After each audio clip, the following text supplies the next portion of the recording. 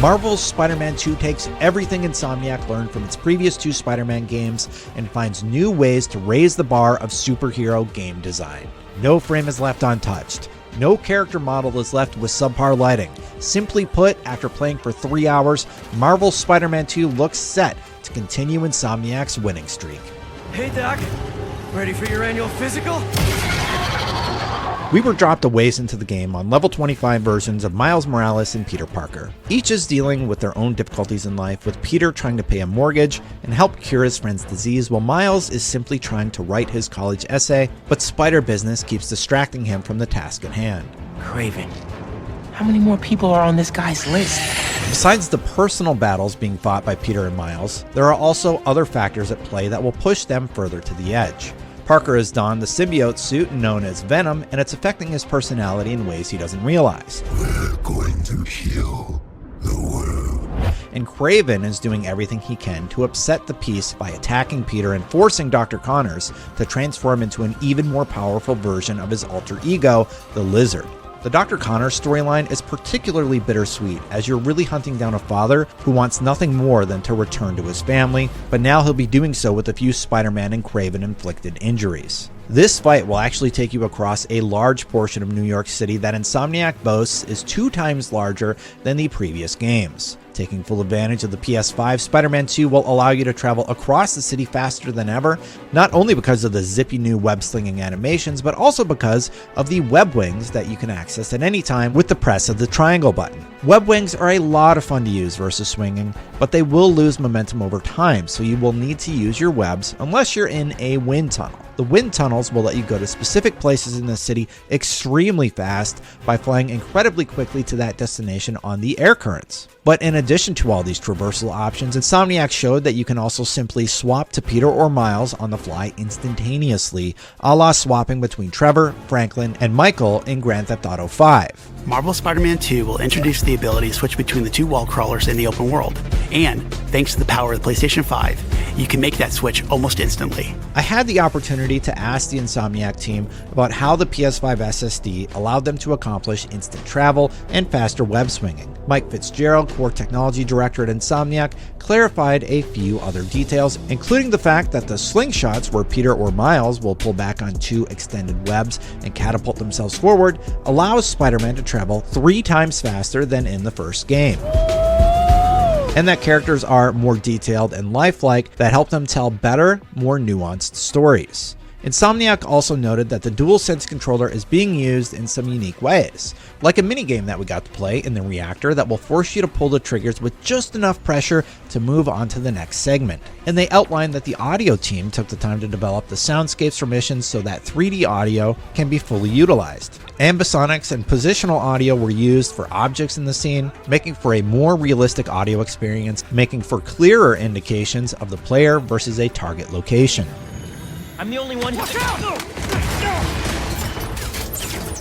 More notably on the graphics side of things, Spider-Man 2 will only have 2 visual modes, visual and performance. The third mode was removed because no matter which you choose, ray tracing will be turned on by default. The baseline for performance mode will be what was previously referred to as performance ray tracing mode, with a better frame rate and resolution simply because the PS5 can handle it. Fitzgerald clarifies, there's no mode in this game that has the ray tracing turned off because there's really no need for it. We figured out how to deliver what is the right Spider-Man picture and visuals, and we want to make sure every player is seeing that. The visuals of Spider-Man 2 are impressive. The character models are more expressive when delivering their lines, resulting in more believable performances from the actors that will in turn do a better job of pulling at your heartstrings. The ray-traced reflections add more depth and realism to the world.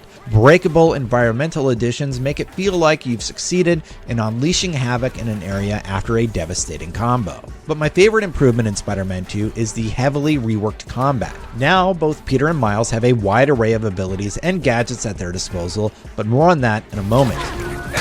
While I was exploring in the open world, there were several different mission types to see, meaning that yet again we will have no shortage of side missions to get lost in. Personally, I will always favor the combat arenas, and I spent so much time enjoying them that I lost track of time and never got to experience the aforementioned lizard boss fight for myself. I was too busy trying to perfect my combat skills in the arena, gawking at the ray-traced reflections on everything, staring in awe at the sheer amount of traffic, pedestrians, and puddles in every scene, or stopping an assault in progress as it popped up on their minimap. Flip it, Spider-Man! That was the best part.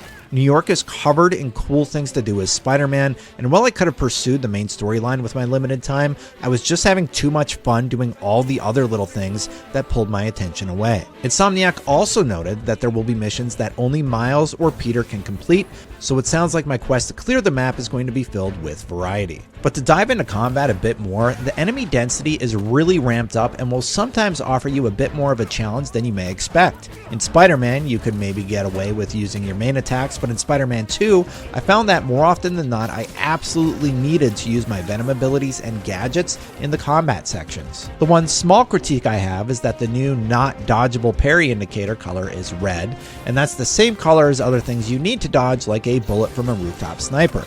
It took a bit of getting used to, but by the end of my demo window, I was parrying and unleashing my gadgets and Venom abilities with ease. And before getting into combat, if you're still undetected, you can use web lines to traverse a battlefield, and I love the layer this adds as you're taking out enemies in the stage. Never saw it coming. Gadget-wise, we only had access to the web grabber, which we've seen before, and upshot, which would attack opponents with bursts of electricity.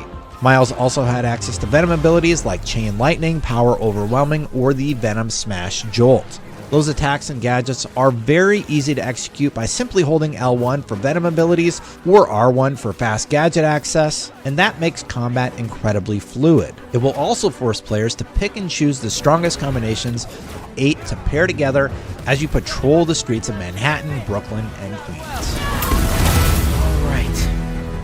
We also got a look at the symbiote surge. Basically, Peter goes into rage mode a la God of War and wrecks everything in the vicinity. There's a cooldown on it, just like rage mode in God of War, so after you've attacked everybody for a little bit, the timer will wear out and you'll have to rely on your core abilities. The cherry on top of an already impressive gameplay session was when they let us get a sneak peek at some of the new costumes that Peter and Miles will be able to wear when web slinging around the city. In total, Insomniac says there are 65 suits to unlock, and that each has different variations, bringing the grand total to 200 different combinations you can wear. In the build, we saw Miles had a 2099, 10th anniversary, Borakua, an encoded suit, while Peter had the classic black suit, web black suit from the Sam Raimi films, Secret Wars Civil War suit, and a punkalyptic suit available for wearing. And for the suit tech upgrades, your classic health, damage, focus, and traversal perks were available, with the latter option focusing on things like web speed with your web wings.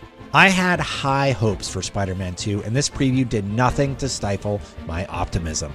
I cannot wait to see what the rest of Spider-Man 2 has in store. For our final thoughts, swing on back to IGN when Spider-Man 2 launches this October.